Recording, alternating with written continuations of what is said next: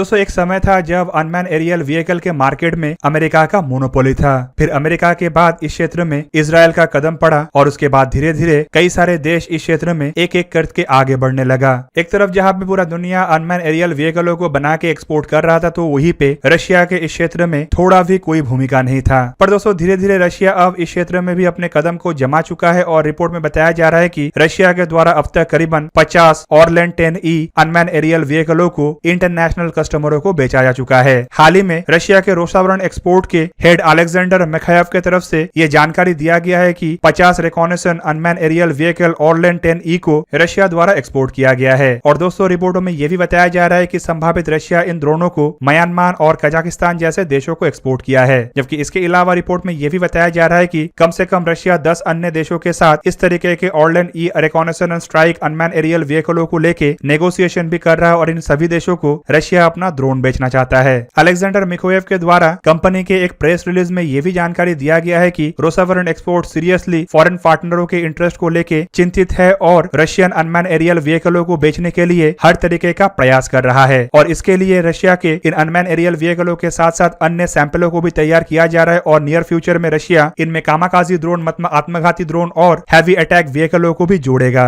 जबकि दोस्तों रशिया के ड्रोन एक्सपोर्ट मार्केट में कदम लेने को लेकर सबसे बड़ा खबर जुलाई महीने में आया था। तब अलेक्जेंडर मिखायव की तरफ से अनाउंस किया गया था कि रशिया द्वारा कम से कम 15 देशों के एप्लीकेशन को रिसीव किया गया है जो रशिया के इन अनमैन एरियल व्हीकलों को लेके इंटरेस्टेड है। इवन मार्च 2020 एग्जीबिशन के दरमियान यह भी रिपोर्ट आया कि इन अनमैन एरियल व्हीकल मतलब ओरियन व्हीकलों को एक्सपोर्ट करने के लिए रशिया कम से कम 13 देशों के साथ बातचीत में है और संभावित बड़े मात्रा में इन ड्रोनों के डिलीवरी रशिया के द्वारा नेक्स्ट ईयर मतलब साल 2022 से शुरू किया जाए। दोस्तों ऑरलैंड या फिर ओरियन 10E अनमैन एरियल व्हीकलों को अगर देखा जाए तो ये एक रिकॉनेसन अनमैन एरियल व्हीकल है जिसे रशिया के स्पेशल टेक्निकल सेंटर STC के तरफ से निर्माण किया गया है। इसे साल 2010 में इंट्रोड्यूस किया गया था और फिलहाल इसका इस्तेमाल रशियन ग्राउंड फोर्सेस के द्वारा ही किया जा रहा है। कुछ रिपोर्टों में यह भी बताया जाता है कि इसका इस्तेमाल नेशनल सिक्योरिटी कजाकिस्तान और आर्म फोर्सेस ऑफ कजाकिस्तान के द्वारा भी किया जा रहा है। अगर इन ड्रोनों के भूमिकाओं को देखा जाए तो रशिया के रिपोर्ट में बताया जाता है कि ऑरलैंड 10 ड्रोनों को रशिया के द्वारा सीरियन सिविल वॉर और सीरिया के अन्य लड़ाइयों के दरमियान भी इस्तेमाल किया जा चुका है। दोस्तों ये जो अनमैन एरियल व्हीकल है इसके डिजाइन या फिर कार्य प्रणाली अन्य अनमैन एरियल व्हीकलों से काफी अलग है। रिपोर्ट के मुताबिक ऐसे सिस्टमों का कीमत $87,000 से लेके $120,000 तक हो सकता है, जहां पे एक ग्रुप में 2 से 3 अनमैन एरियल व्हीकलों को इस्तेमाल किया जाता है। बेसिकली इस ग्रुप का पहला अनमैन एरियल व्हीकल 1 से 1.5 किलोमीटर के ऑल्टीट्यूड में उड़ान भरता है और इसका काम रिकॉनेसन होता है। जबकि सेकंड व्हीकल का काम इलेक्ट्रॉनिक वॉरफेयर होता है और थर्ड व्हीकल ट्रांसफॉन्डर के हिसाब से मतलब इंफॉर्मेशन को ट्रांसफॉर्म करने के लिए या कंट्रोल करने के लिए इस्तेमाल होता है। ऐसे एक सिस्टम में 5 व्हीकल तक हो सकता है और रिपोर्ट में बताया जाता है कि रशिया अब तक 1000 से भी अधिक ऐसे व्हीकलों को अलग अलग 11 डिफरेंट वेरिएंट में तैयार कर चुका है।